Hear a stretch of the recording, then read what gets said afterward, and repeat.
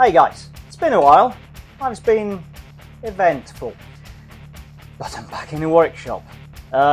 So, I've been commissioned to build a barbecue. And since I had this lovely keg lying around, I figured, why not turn it into something epic? I also wanted to bring in a bit of Argentinian inspiration. Not just the food, but the design too.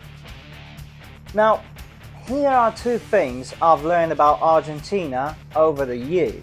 Number one, they have absolutely no concept of time, which might explain why an afternoon barbecue ends somewhere around breakfast. Two, they know how to do a proper asado, and for that, they use a very smart design that diverts fat away from hot coals.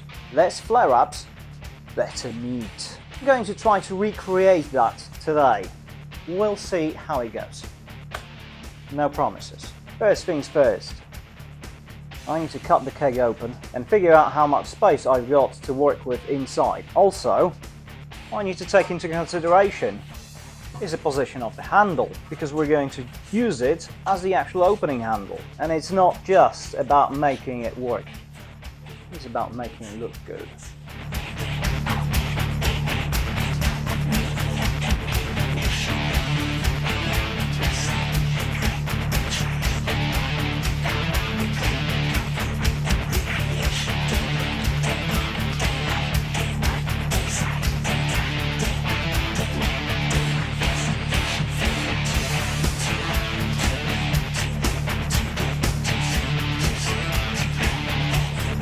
A bit of grinding, a bit of cutting, and just like that, it pops open. I think I can safely say this will need a wash. And I know, someone's going to say, why not just buy a drum barbecue? To that I say, because that's boring. Now, having it cut open, obviously I will have to dress up the edges a little bit because they are smidge sharp. Now I know what sort of inside space I've got to work with.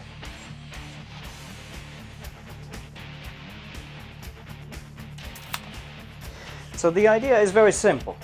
I've got 11 pieces of angle iron that I flipped upside down, and this is the underneath of the actual grill. I've used 6mm drill bits to create evenly spaced gaps, and all I need to do now is weld up additional channels at the end, and that's it.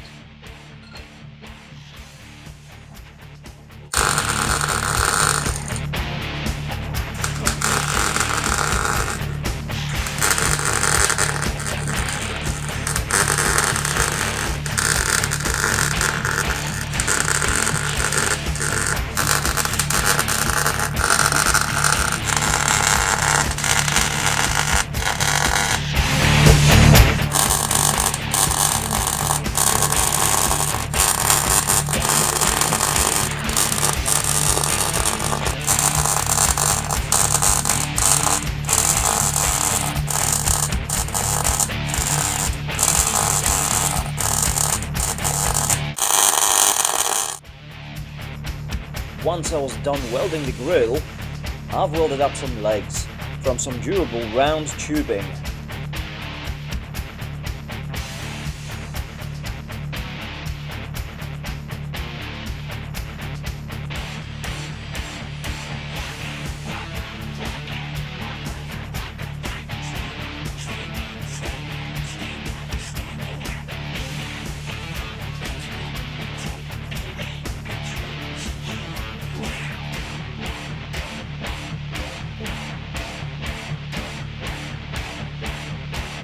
I've also added some wheels, a shelf, and a handle to make it easier to move about.